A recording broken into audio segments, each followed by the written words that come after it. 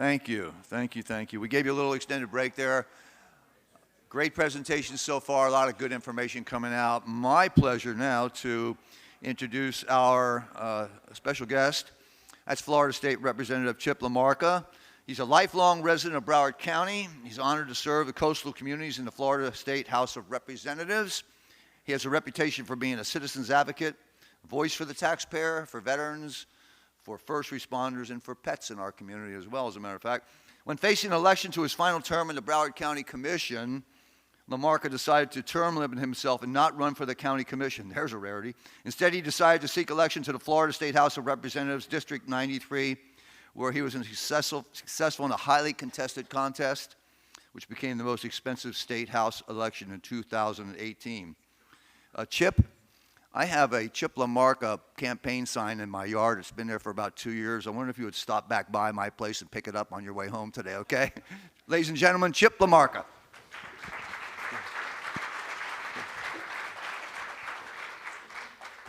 I'll make you a deal. I'll pick it up and replace it with one with District 100 on it. Good morning, and first of all, thanks for being here in sunny South Florida, the yachting capital of the world. I don't need to tell you all that, but we're very proud to have your industry here, have the marine industry here, and I, for one, having spent some time, A, growing up here, but B, serving in local government, especially at the county commission, understand how important the industry is, the marine industry is in South Florida. And I'm not one to regurgitate a lot of numbers, but Paul and I were talking yesterday about economic impacts and other things, for example, in the marine industry. What really stuck with me is the fact that half of the state of Florida, your industry is right here in Broward County, Greater Fort Lauderdale, and then about a quarter of the countries, and or 40% of the country, and probably more than 25% of the international economic impact and sales are here where we are here. So for international, so that means a big deal. I want to talk to you a little bit about our process and the bill that I ran this year, called the Yacht and Shipbrokers Act. I'll tell you a little bit about what was in the bill, how it went, and what the future is for it, because the Florida legislature gave this example to Paul last night. The Florida legislature is more like a sailing ship, not a motor yacht. You've got to sometimes change your course, be a little more strategic, different tact. I'm more of an engine and motor person that can, just hit the gas and go, but the legislature is definitely not like this. I want to, first, before I get going, I know that she is your lobbyist, but a dear friend of mine and a predecessor and somebody who I've really leaned on quite a bit in the process, Ellen Bogdanoff, was the state house member in this same very district, and then the state senator in this area that, that she did a great job with your tax cap bill. So during the 22 legislative session, I filed, it was House Bill 529. It's the Yacht and Shipbrokers Act. And as we know, multi-million-dollar deals are done every day in your industry, yet the oversight seems to be less important as compared to realtors or lawyers. No offense to realtors or lawyers, but as yacht brokers continue to maintain some of these standards in the industry, you all realize that there was an opportunity to make some minor changes in the current statute that would recognize the complexity of yacht transactions while enhancing consumer protections. And that's the challenge I'm going to have, because I'm going to do this bill again, is dealing with the person in charge of the Commerce Committee. Consumer protections are very important to all of us in the Florida House. We just need to sometimes explain that consumer protections aren't over-regulating. So here was kind of what we were going to do in the bill. It would eliminate the 300-ton limitation that defines a yacht and adopts the federal definition. The law was written at a time when yachts were under 300 tons, and that's obviously no longer the case. It would eliminate the ability for a salesperson to operate before their background clears, eliminate the 2-year waiting to become a salesperson, provided the individual has 20 hours of basic training, and if they choose not to take any basic training, they can wait 2 years to become a broker, provided they've been mentored at least under 4 transactions. The next thing was to require the department to create a complaint form to investigate those claims where the law has been violated. And finally, it would have allowed out-of-state brokers to do business in Florida, as it will increase sales, economic impact, and maintain Florida's reputation as the boating capital of the world. So in the process, we've got committee weeks, just so you kind of know how it works. We'll go up there 2 or 3 months before the legislative session, and they're intermittent. It's go up, come back for a couple of weeks, go back up, sometimes 2 weeks in a row. But our committee weeks are set up. I'm convinced that it's really just a time for us to be able to go bother all the lobbyists for checks and our campaigns and things like that, because they're so spread out. To get traction on something, you've really got to work it hard. So it took us a while to get a hearing, and the only way we can get a hearing is if we took all of the first 4 excellent issues of the bill out, and we kept the last one, which was to allow out-of-state transactions. Which, if you think about it, that was really just something that was a compromise to get the bill moving in the first place. So why would you take the 4 good things out of a bill and leave the one not so good thing? So ultimately, we had one hearing, and sometimes, when the bill was drafted, sometimes what you have to ultimately decide to do is kill your project, and that's not always easy. The industry has invested money to lobbying the process, entrusted me to run the bill. There's a Senate sponsor to run the bill, but where we found ourselves was just the out-of-state transactions, and then the Senate was.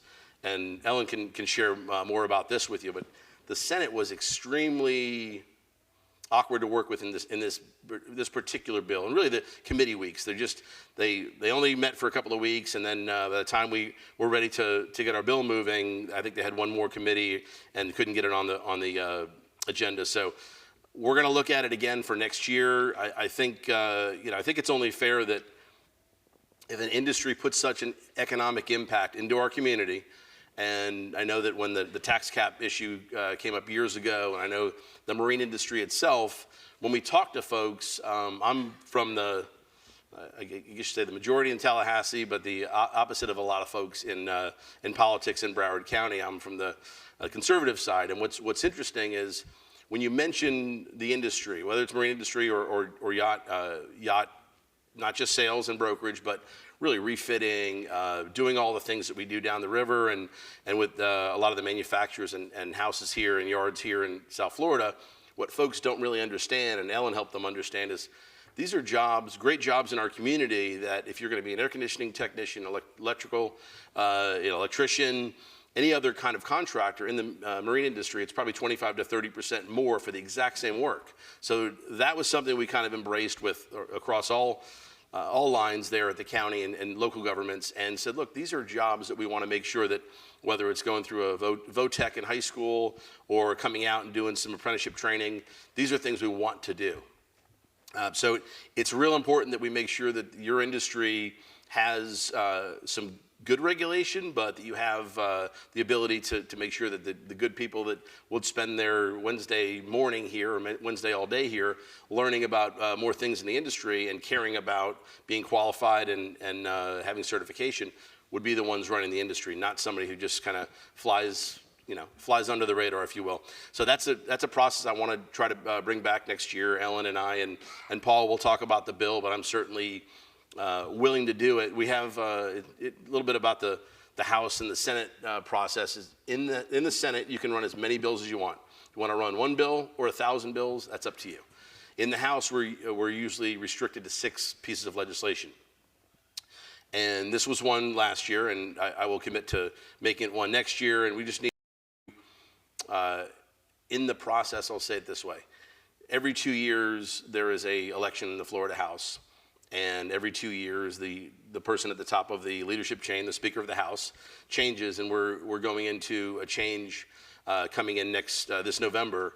And I've already spoken with the Speaker designate, Paul Renner, who spent some time in Broward County, understands the geography and both water and land geography down here, lives in Palm Coast now, so he's starting to understand our issue. And again, Ellen and I and Paul have been explaining it to him along the way. So it's something that we'll try to get geared up for the session.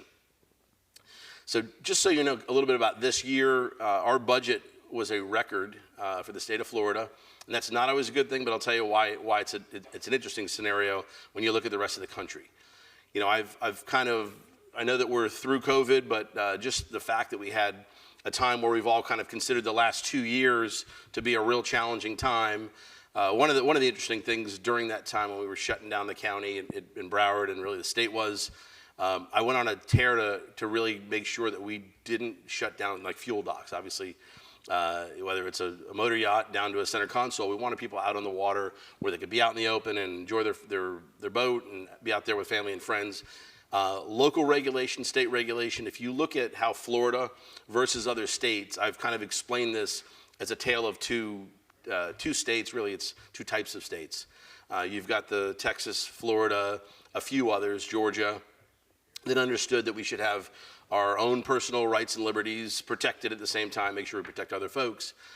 We have other states that literally shut everything down, didn't allow essential workers, service workers, the marine industry, anything like that to operate, but yet some of those leaders and governors came down to South Florida to enjoy their time, which is ironic. But so in Florida, we ended up with the federal dollars that were sent down, and I always explain it this way because people always try to make everything political. We had Donald dollars when this thing started, and we had Biden bucks after. It's still federal money. It's still your tax dollars. But we presented to the governor a $112.1 billion budget, which is probably double one of the last budgets that Ellen voted for. But when you think about Florida versus other states, in New York, we just supplanted them in population. New York's budget is about $250 million. So almost double what we are, roughly the same population, a little less because a lot of them have moved here. So what's interesting, the governor took his veto pen out. Some great projects were vetoed and some wasteful projects in his mind, but he believed in the projects that he vetoed. It was $3.1 billion. So the budget at the end of the process last week was $109 billion. And what's interesting about that is we really kind of have say about a third of that, or 25 to 30% of that. The rest of it's tied up in healthcare, education, typical things that are already there. When you think about the size of the budget, there's only a small piece of it that's really movable. The rest of it is going to increase based on population and based on commitments.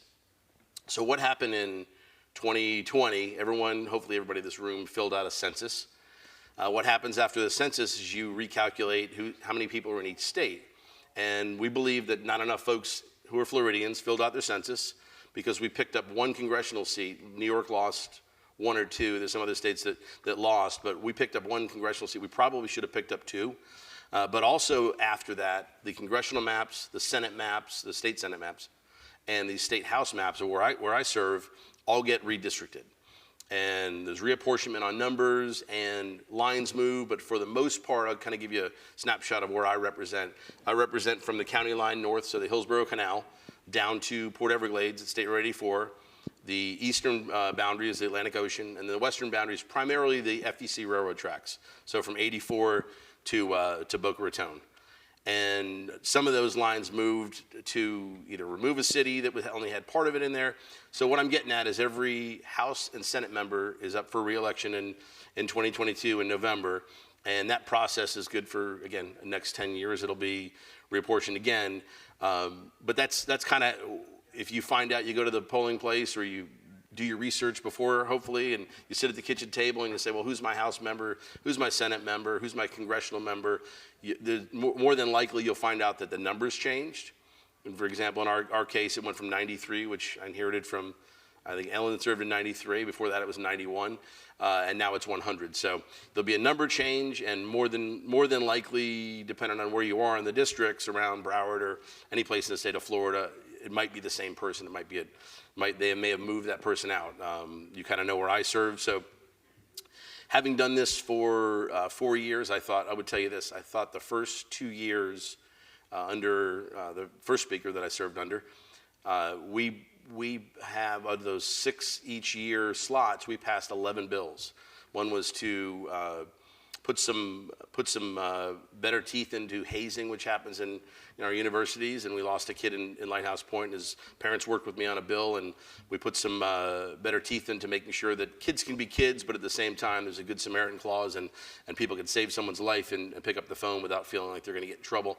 I also did something on coastal management, which was very important to our community here. It would provide for wide beaches and re-nourished beach process, and that was something that's important for us because obviously we get a lot of our income and our environment is from the ocean. Moving past those first 2 years, went to another one of those. I think the description was one of the most expensive elections. I think the one after that was even more expensive. We're hoping this one's not quite as expensive, but got past that process, and over the last 2 years, Samantha Werner, who is here next to Ellen, my legislative aide, I think we probably got about 5 or 6 bills through in those 2 years. It was a different environment, and might have been why we had some issues with our bill on the Yacht and Shipbrokers Act. What you do, I think, in this process is make sure you advocate, and you have a lobbyist that does that for you in Tallahassee. But what we believe, and Ellen and I and Paul sat with Paul Renner, for example, the next speaker, we also need to bring the head of the Commerce Committee, who didn't really like this bill because he felt it was over-regulation. We need to bring him down here, bring him down for the boat show, bring him down to see some of your the vessels that you represent, and explain why it's so important to our community.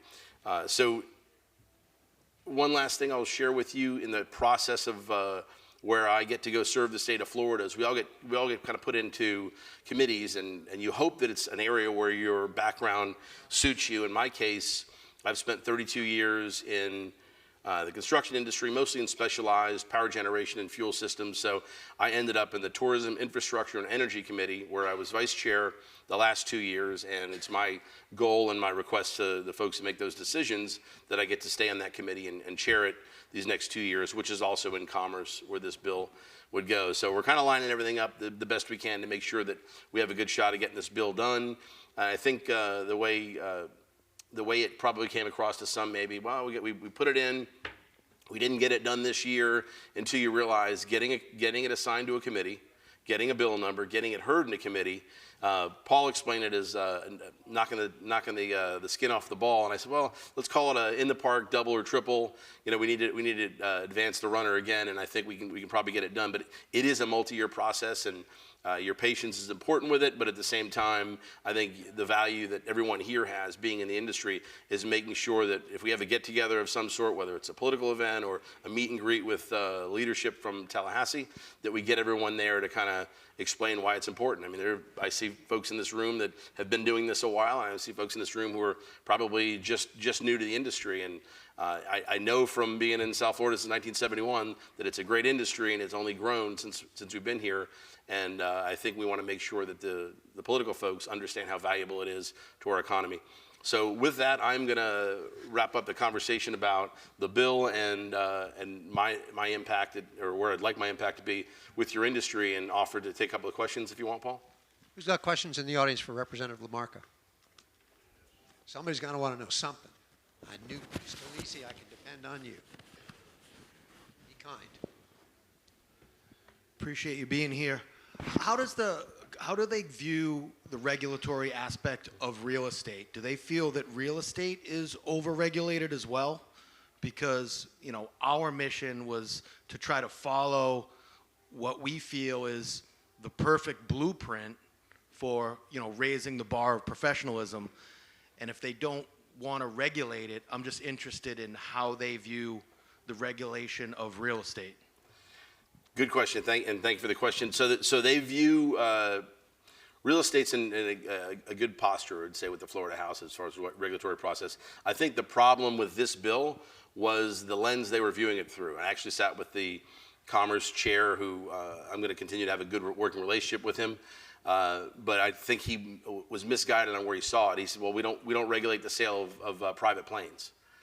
And I said, well, obviously the FAA has something to say with that. From a standpoint of the state of Florida, this is an industry that shouldn't be coupled with mobile homes and other such sales. So to answer your question, real estate has a very high place as far as the view of the Florida legislature and the leadership in the Florida legislature. We needed to kind of realign this industry with that. Who else has a question? We have a bunch of satisfied constituents here, Chip. I think everybody looks happy and knowledgeable. I'm going to stick around through lunch, and Yep. If anybody has any questions, I have some cards and contact information. Just so you're aware, if you're whether you're from this area, another area of the state of Florida, your legislative offices, be it the House or the Senate, there's some things we're really good at. Some things we really have no jurisdiction over, but we're really good at making sure that we work together with your U.S. senators. If you have any passport issues, If your clients have any passport issues, driver's license appointments, things like that, we really get the success out of those. Don't wait until your passport's expired 2 weeks, please. But if you have any issues or any concerns, again, I'll have my contact information. I appreciate you all being here in South Florida. Thanks, Chip.